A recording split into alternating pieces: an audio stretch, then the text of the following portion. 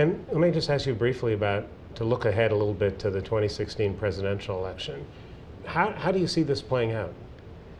Well, it's going to be a very interesting election. Of course, 2.5 years is an eternity in politics, so anybody who tells you they know for certain what's going to happen even in 2014, much less 2016, I think is fooling you, pulling your leg. Right. I remember, that doesn't stop anybody. Yeah. I remember on the cover of Time magazine, I think it was in the early 2000s, with President Bush and Karl Rove high-fiving each other in the Oval Office, and the caption was something like the permanent majority. They predicted that the conservatives would govern the country for decades to come. And of course, that all changed just a few years later. So it's too early to tell.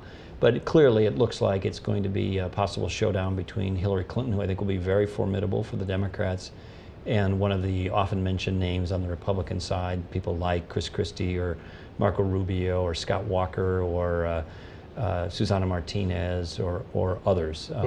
So it's going to be a robust campaign. I think one critique one hears from the people who cover politics more closely than I do is that it's very difficult for the Republican Party to nominate somebody who has a chance of winning the election.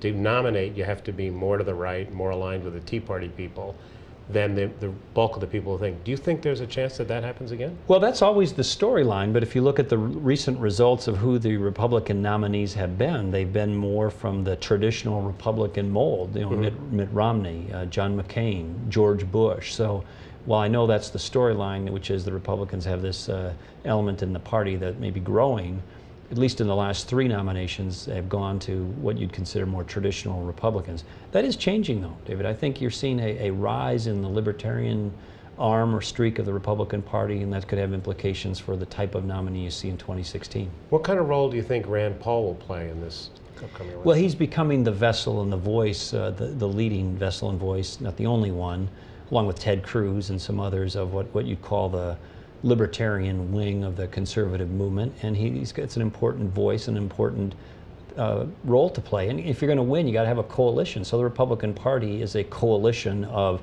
fiscal conservatives and social conservatives and defense hawks and libertarians and others that you've got to bring together, knit together in a coalition if you're going to win the nomination and ultimately win the election.